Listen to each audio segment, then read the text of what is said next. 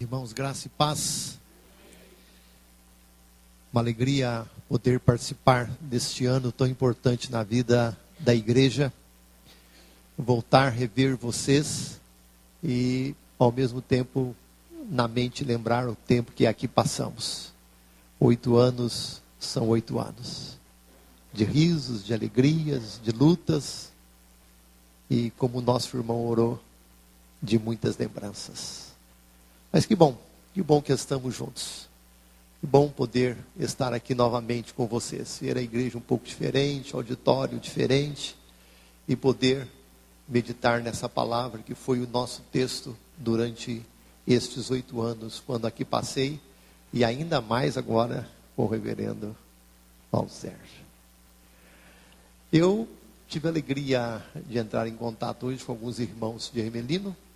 Eles estavam desejando fazer uma visita. Eu disse, estou indo para Vila Gerte. Pastor, nós vamos lá. Eu queria que os irmãos ficassem em pé e dissessem o nome para a igreja. São irmãos da igreja de Ermelino Matarazzo, estão conosco. Eu vou dizer em nome deles. A menina mais bonita já desceu, né? Nós temos um pastor na nossa igreja, ele tem 75 anos, o reverendo Mário. Ele diz que o neto mais lindo do mundo é o dele. É assim, né?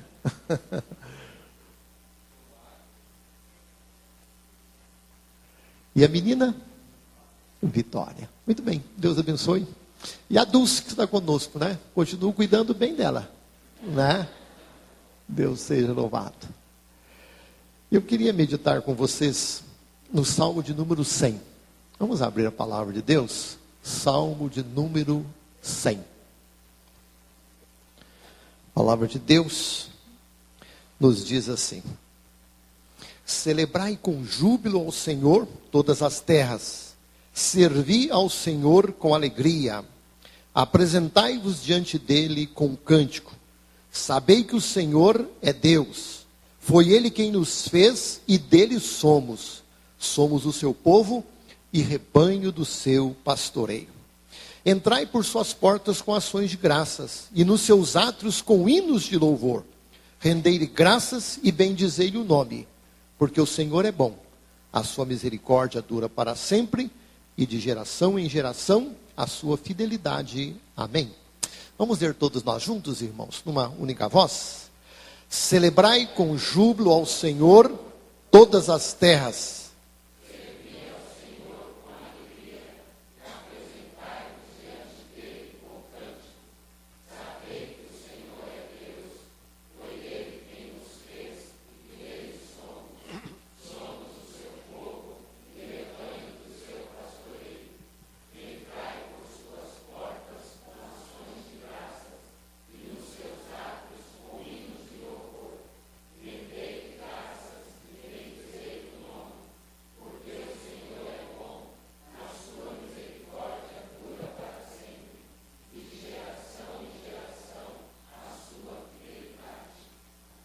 Amém. Este salmo de número 100, meus amados irmãos, ele nos coloca diante de um ministro de louvor ou de um sacerdote que nos convida para entrarmos no templo de Jerusalém com um único propósito: adorar a Deus.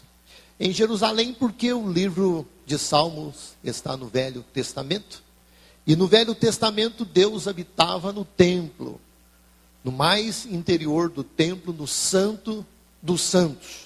Então, quem queria se encontrar com Deus tinha que ir na cidade de Jerusalém, e nessa cidade ir no templo, e ali teria um encontro com Deus.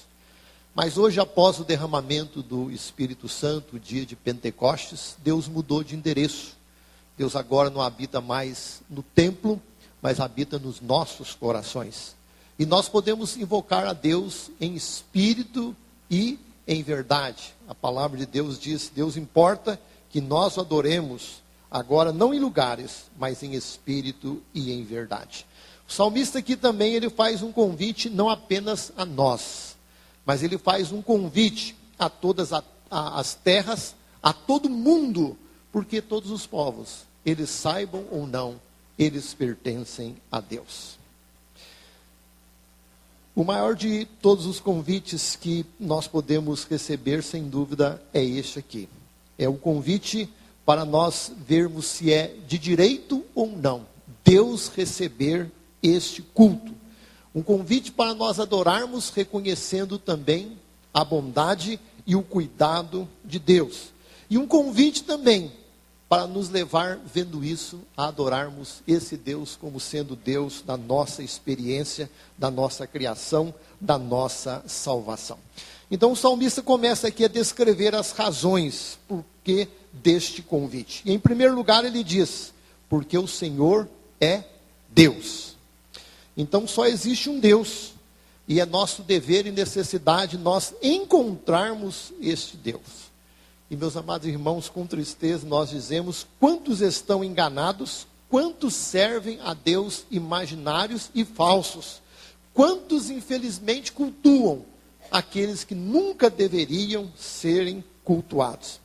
A nossa confissão de fé, confissão de Westminster, nos ensina no seu primeiro artigo, que é nosso dever, nós estarmos cultuando a Deus, estarmos louvando a Deus. Mas o Deus verdadeiro, o Deus único, que não divide a sua glória com ninguém. O livro de Deuteronômio, capítulo 4, versículo 39, diz, se os irmãos quiserem achar, acompanhem a reflexão com o pastor. Deuteronômio 4, 39. O texto diz, hoje saberás e refletirás no teu coração, que só o Senhor é Deus, em cima no céu e embaixo na terra. Não há outro Deus. Eu me lembro do texto de Mateus, texto de capítulo 4, quando registra a tentação do Senhor Jesus Cristo no deserto. Satanás tenta Jesus pela terceira vez, e Satanás lhe mostra então todas as glórias deste mundo e diz, tudo isso te darei, se prostrado me adorares. E o Senhor Jesus então responde a ele, retira-te Satanás, pois está escrito, ao Senhor teu Deus adorarás, e só a Ele darás culto. Então o salmista nesse Salmo 100, ele nos apresenta a maior de todas as razões para nós cultuarmos a Deus. Somente existe um Deus, e esse Deus é Jeová. Em segundo lugar, o texto aqui diz que foi Ele quem nos fez. O grande livro das origens é o livro de Gênesis. E nesse Gênesis nós vemos então a descrição de tudo quanto Deus, de uma forma tão maravilhosa, Deus criou. E nós descobrimos aqui que nós somos a obra-prima da criação de Deus. Nós somos a joia diante de todas as demais joias. E isso por quê? Porque Deus nos criou a sua imagem, a sua semelhança, porque Deus soprou sobre nós o seu Espírito e porque Deus nos fez eternos.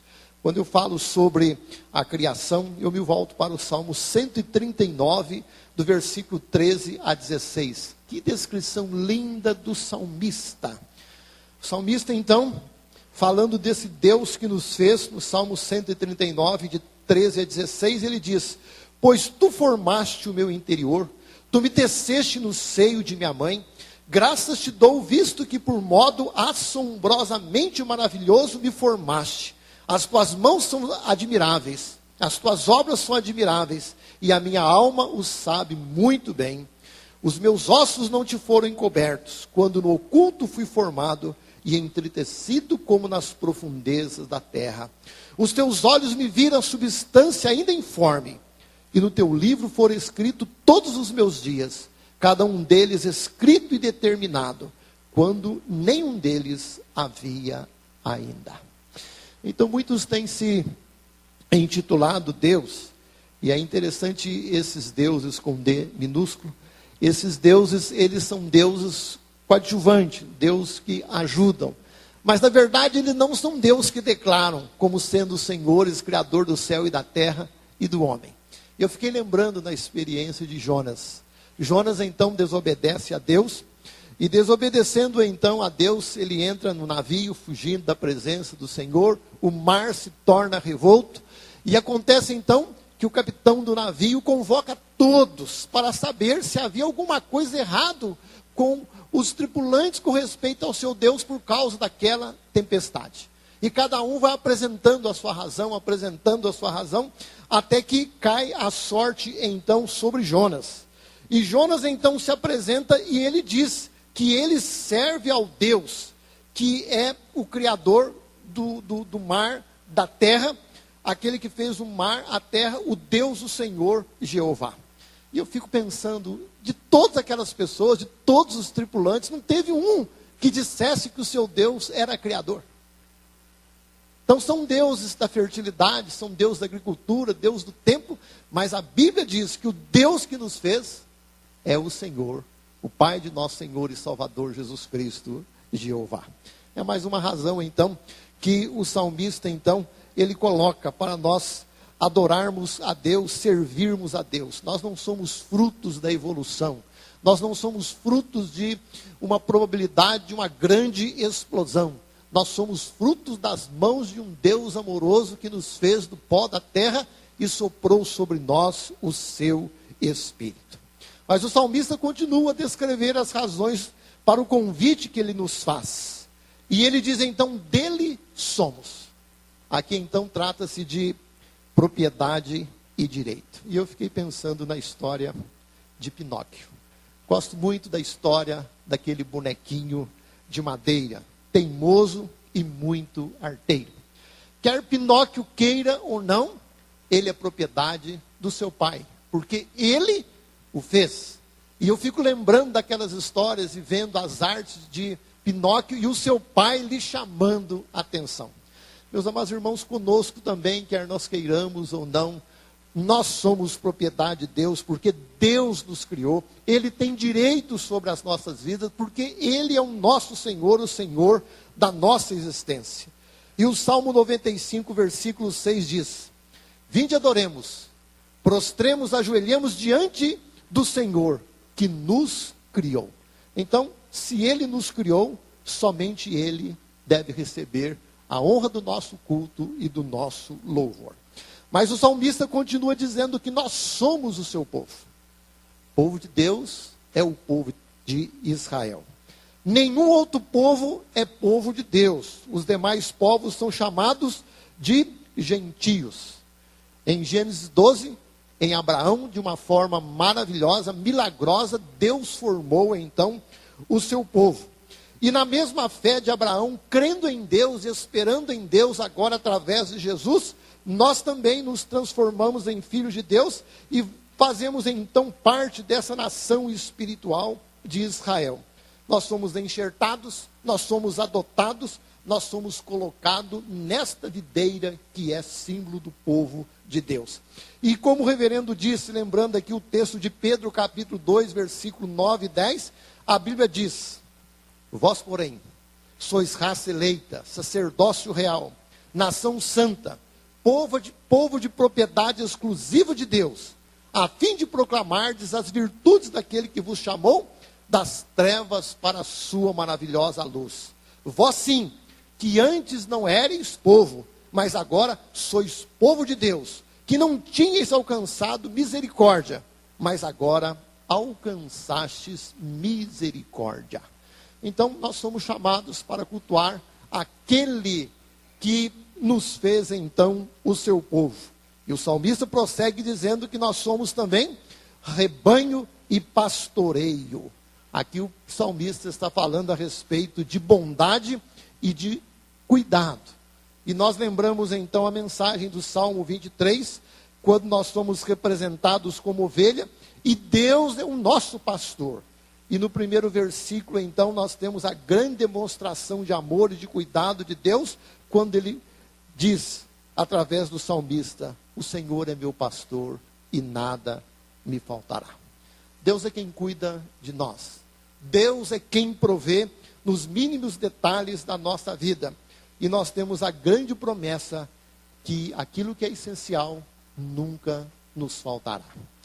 Mas no Novo Testamento, essa mensagem se reverte, então, na pessoa do Senhor Jesus Cristo, quando ele se declara em João capítulo 10, convida os irmãos do verso 7 a 18, dizendo que ele é o supremo pastor das nossas vidas. E em Deus é ele quem traz esse cuidado, essa bondade sobre o nosso viver. Então eu passo a ler do verso de número 7 em diante do capítulo 10, que diz: Jesus, pois, lhes afirmou de novo: em verdade vos digo, eu sou a porta das ovelhas. Todos quantos vieram antes de mim são ladrões e salteadores, mas as ovelhas não lhe deram ouvido. Eu sou a porta. Se alguém entrar por mim, será salvo. Entrará e sairá e achará pastagem. O ladrão vem somente para roubar, matar e destruir. Eu vim para que tenham vida e a tenham em abundância. Eu sou o bom pastor. O bom pastor dá a vida pelas ovelhas. O mercenário que não é pastor, a quem não pertence as ovelhas, vê vir o lobo, abandona as ovelhas e foge. Então o lobo as arrebata e dispersa. O mercenário foge porque é mercenário e não tem cuidado com as ovelhas. Eu sou o bom pastor. Conheço as minhas ovelhas. Elas me conhecem a mim, assim como o Pai me conhece a mim, e eu conheço o Pai e dou a minha vida pelas ovelhas. Ainda tem outras ovelhas. Não deixa aprisco. A mim me convém conduzi-las. Elas ouvirão a minha voz. Então haverá um rebanho e um pastor. Por isso o Pai me ama, porque eu dou a minha vida para reassumir. Ninguém a tira de mim, pelo contrário, eu espontaneamente a dou. Tenho autoridade para entregar e também para reavê-la. Este mandato recebi de meu Pai. Pensando então nesse cuidado, nesse amor de Deus sobre nós como sendo rebanho de Deus, ovelhas de Deus, eu me lembro do belíssimo hino de número 109, intitulado O Bom Pastor. E quão bom é poder dizer, na mensagem destino: quero o Salvador comigo, ao seu lado sempre andar. Quero tê-lo muito perto, no seu braço descansar. Quero o Salvador comigo, sábio guia e bom pastor, nesta vida e além da morte, longe de perigo e dor. Meus amados irmãos, esse salmo é pequeno, mas é um salmo profundo nos seus detalhes, nos seus ensinos. E o salmista, ele vai gastando tempo, ele quer nos mostrar e nos convencer que realmente nós devemos estar cultuando a Deus e nós devemos estar servindo a Deus. E o salmista, além de dizer aqui, como ele vem dizendo, que o Senhor é Deus, que foi Ele quem nos fez, que dele somos, que somos o seu povo e rebanho do seu pastoreio, o salmista ainda vai colocar 3 grandes razões diante de nós. E o salmista vai dizer que nós devemos cultuar e nos dobrar diante do Senhor, porque o Senhor é bom. A palavra aqui que aparece, a palavra tov, para bom. E, meus amados, quando nós falamos em Deus ser bom, eu me lembrei da experiência do jovem rico. A palavra de Deus nos diz que um moço rico, um moço de muitos bens, tendo problemas quanto à sua salvação, corre diante de Jesus, se prostra diante dele, e ajoelhado então lhe pergunta: bom mestre, que farei para herdar a vida eterna? E Jesus então responde: por que me chamas bom? Ninguém é bom, senão um que é Deus. Então existe bom e bom. E meus amados irmãos, ninguém é tão bom como Deus. E a pergunta é por quê? Porque Deus amou o mundo de tal maneira que deu o seu Filho unigênito para que todo aquele que nele crê não pereça, mas tenha a vida eterna. E ainda mais, porque Deus prova o seu amor para conosco pelo fato de ter Cristo morrido por nós, sendo nós ainda pecadores. Meus amados irmãos, Deus não nos amou porque nós merecíamos. Deus não nos quis porque havia beleza, bondade, alguma coisa preciosa em nós, mas porque Deus era amor e o seu coração se moveu por amor a nós, pecadores, inimigos de Deus, rebeldes à vontade do Senhor.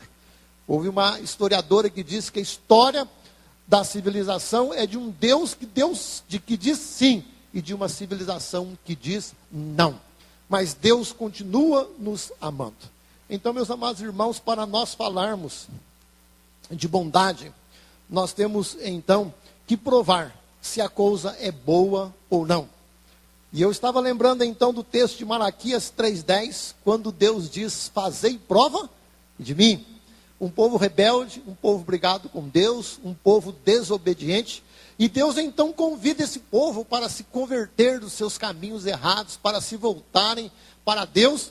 E no versículo 10, então, Deus diz o seguinte: fazei prova de mim nisto. Provai-me nisto, diz o Senhor dos Exércitos, se eu não vos abrir as janelas do céu e não derramar sobre vós bênção sem medida. Agora eu fico maravilhado em ver o salmista no Salmo 34. No versículo 8, conta então que o salmista, diante da sua necessidade, ele fez prova do Senhor. E ele chegou então a uma conclusão dizendo: ó, provai e vede que o Senhor é bom. Bem-aventurado o homem que nele se refugia. Eu estava fazendo as contas da minha vida, o tempo que eu sirvo a Deus. 38 anos. E como eu disse há poucos dias, Deus sempre me surpreende. Porque Deus sempre tem me amado e tem me abençoado muito mais do que eu pensava. Essa experiência que a gente vai aprendendo desse Deus. Esse Deus que é bom. Esse Deus que continua a expressar o seu amor através de Cristo nas nossas vidas, fazendo o Espírito morar em nós e nos concedendo então bênção nas regiões celestiais em Cristo Jesus. Deus é o Deus que conhece a nossa história, a nossa vida, o nosso passado, o nosso presente, o nosso futuro.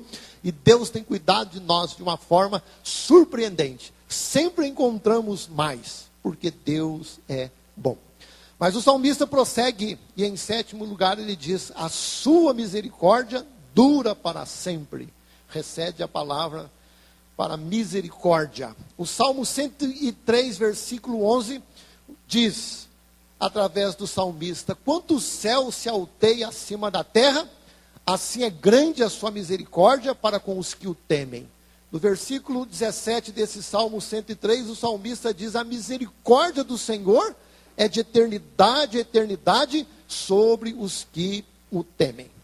Mas, meus amados irmãos, eu acredito que quando nós falamos sobre misericórdia, nós somos levados de uma forma muito forte e contundente para o livro de Lamentações de Jeremias. Povo no cativeiro, e o povo queria uma palavra desse Deus. O que vai acontecer conosco? Nós obedecemos esse Deus, tudo nos aconteceu. E o profeta Jeremias, então, no capítulo 3, de 21 a 23, conhecendo o Senhor, o coração de Deus, ele diz: eu quero trazer à memória o que me pode dar esperança. As misericórdias do Senhor são a causa de nós não sermos consumidos, porque as suas misericórdias não têm fim, elas se renovam a cada manhã. Misericórdia, meus amados irmãos, é o amor de Deus diante dos nossos pecados. Mais uma vez, misericórdia é Deus tornar a nos perdoar. E Jeremias, então, ele revela o coração de Deus, a misericórdia no coração de Deus, quando no capítulo 9, versículo 24, ele diz, nas palavras do próprio Senhor: mas o que se gloriar, glorie-se nisto, em me conhecer e saber que eu sou o Senhor, e faço misericórdia, juízo e justiça na terra, porque dessas coisas me agrado, diz o Senhor. Olha que coisa linda. Deus é amor pela sua própria natureza. Deus é misericórdia porque Deus se agrada em renovar o seu amor para conosco. Isso está no nosso Deus. E essa misericórdia vai se renovando e Deus vai então nos abençoando, nos perdoando, nos perdoando. E terminando de falar sobre misericórdia, eu pensei no Salmo 136. Quando nós vamos ler esse Salmo 136, em cada versículo do Salmo, nós dizemos: porque a tua misericórdia dura para sempre. É interessante. Vamos lendo um trecho: porque a tua misericórdia dura para sempre. O nosso Deus é um Deus de misericórdia. É um Deus maravilhoso que retorna o seu amor sempre sobre as nossas vidas. Mas o salmista vai agora terminar as suas razões, quando em 8º lugar ele diz: porque a sua fidelidade dura para sempre. Emet, fidelidade. Eu não sei se você já percebeu, meus amados irmãos, tudo na vida muda e nós mudamos também. Apenas de uma forma gentil, o pastor me olhou subindo e disse: o senhor parece estar mais grisalho? Te muda. Não, os cabelos vão envelhecendo. Só tem um jeito aqui, mas a mulher não deixa. Então vamos continuando cada vez mais grisalhos. Na vida nós gostávamos de algumas coisas, mas hoje nós não gostamos mais. Na vida nós pensávamos de uma forma, mas nós mudamos de pensamento também. Nós éramos de um jeito, agora nós somos de outro jeito. Meus amados irmãos, pessoas que no passado nós tremendamente amávamos. Com o passar do tempo, essas pessoas vão continuando na nossa vida, mas umas desaparecem. E nós damos glória a Deus, porque Deus não é como nós somos. Já pensou se Deus fosse como nós somos? Nós que mudamos tanto? Não, meus amados irmãos. O nosso Deus é um Deus que não muda. O nosso Deus é um Deus que jura pelo seu nome, porque o seu nome é o nome que está acima de todo nome. O nosso Deus fia a sua palavra, e a sua palavra é uma palavra de verdade. Então, meus amados irmãos, quando Deus toma uma decisão, Ele toma uma decisão para todo sempre. No nosso Deus não existe raiz ou aparência de mudança alguma. Deus nos amou e Ele sempre continuará a nos amar. Deus nos escolheu e Ele nunca nos abandonará. Deus fez uma aliança conosco, Ele nunca vai quebrar essa aliança. Então, esse Deus que desejou nos fazer o bem, Ele vai tentar sempre fazer esse bem na nossa vida. E eu fico vendo o salmista, então, no Salmo 89, 30 a 33, explicando por que isso para nós, como é que Deus age, como é que Deus faz. E nesse Salmo 89, de 30 a 33, nós lemos: se os meus filhos desprezarem a minha lei, e não andarem nos meus juízos, se violarem os meus preceitos e não guardarem os meus mandamentos, então punirei com vara as suas transgressões e com açoites a sua iniquidade. Mas olha o que o salmista diz: mas jamais retirarei dele a minha bondade e nem desmentirei a minha fidelidade. Então nosso Deus nos pune e nos corrige, mas a sua fidelidade, no seu amor e na sua misericórdia, permanece para sempre sobre nós. É como a palavra diz sobre Jesus: Jesus é o mesmo ontem, hoje e o será para todo o sempre. Então o Salmo 36, versículo 5 e Salmo 57, versículo 10, eles dizem que a fidelidade do Senhor se eleva até as nuvens. O Salmo 108, versículo 4 diz que a fidelidade do Senhor se eleva para além das nuvens. O Salmo 117, 2 diz que a fidelidade do Senhor subsiste para sempre. E o Salmo 146, 6 diz que o Senhor mantém para sempre a sua fidelidade. Quando nós lemos o Salmo de número 100, nós estamos diante de um ministro de louvor, ou diante de um sacerdote que nos convida para nós irmos a Jerusalém no templo, e para nós oferecermos um culto a esse Deus. O reconhecendo por todas essas questões que o salmista coloca aqui. O Senhor é Deus, foi Ele quem nos fez, dele somos o seu povo e o rebanho do seu pastoreio. O Senhor é bom, a sua misericórdia dura para sempre e de geração em geração a sua fidelidade. Essas 8 razões. E o salmista então nos convida para nós prestarmos esse culto a Deus, mas não como nós queremos, não como nós muitas vezes fazemos, muitas vezes com tristeza, muitas vezes como que levados a prestar esse culto de obediência. Não. Diante desse Deus, com essas razões, o salmista diz que Deus merece um culto, mas merece um culto com júbilo. Eu fui pegar a palavra chamada dicionário, o livro, para ver o que significa júbilo. E júbilo é uma intensa alegria, uma exultação. Então é mais do que alegria, é muita alegria, uma exultação. O culto a Deus, por causa daquilo que Deus é e faz na nossa vida, tem que ser um culto muito alegre. E depois diz aqui que o serviço desse culto deve ser feito com alegria. Então, de muita alegria, ele desce para a alegria. Mas a alegria não desaparece. A base do culto a Deus tem que ser um culto alegre. Por quê? Por causa de tudo isso que o salmista diz que o nosso Deus é. Então é um culto de reconhecimento, é um culto de celebração da grandeza cada vez maior de Deus e do que Deus tem feito e sido para nós. E no versículo 4, então, aqui, o salmista diz: entrai por suas portas com ações de graça, nos seus átrios com hinos de louvor, rendei-lhe graças e bendizei-lhe o nome. Há uma senhora na minha igreja chamada Ingrid. A irmã Ingrid, o ano passado, foi superintendente da escola dominical. Ela iria me ensinar uma coisa que às vezes vai passando na vida da gente, a gente sabe, mas vai esquecendo, ou ela iria me lembrar. Ela começava a escola dominical, e começa, e hoje eu brinquei com ela. Ela estava assistindo aula, e quando eu fui começar, eu disse: com alegria, com muita alegria, com alegria, irmãos. Ela começa assim a escola dominical. Ela chama o povo a se alegrar. Quando falo de alegria, eu lembro da Margarete. Na ocasião, a Margarete fez um estudo muito bonito aqui, a respeito de alegria. Às vezes nós temos uma tendência a sermos melancólicos. Problema para nós. Mas nós temos que clamar pela alegria, porque a alegria é fruto do Espírito. Então, nós precisamos servir a esse Deus. Cinquentenário com alegria. Por quê? Porque a história de vocês não é uma história de derrota. Não é uma história de tristeza. Não é uma história de perda. Mas é uma história de vitória. Vocês são mais do que vitoriosos em Cristo Jesus.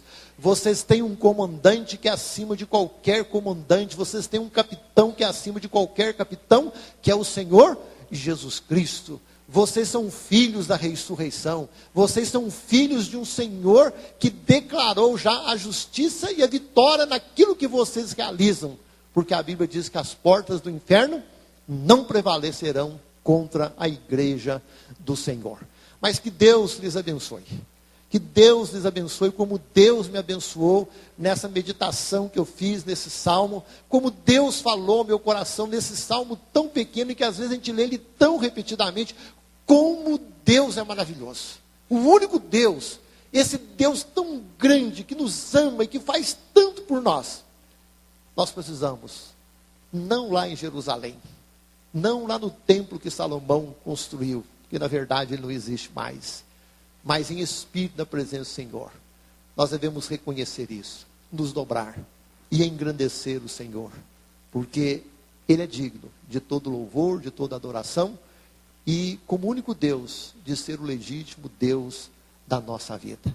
Que a experiência, que a vida, que o culto de vocês seja marcado por essa exultação, por essa alegria, nesses 50 anos e nos próximos anos que virão, e até a vinda do Senhor.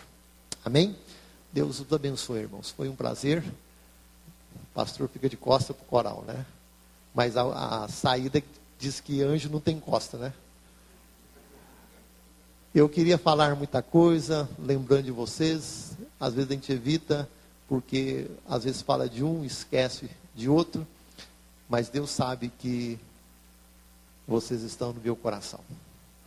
Os trago uma lembrança muito boa de uma caminhada, onde Deus nos ensinou, onde rimos juntos, choramos e fomos edificados. E ficou uma lembrança de um Deus que nos conduziu debaixo da sua graça, da sua misericórdia.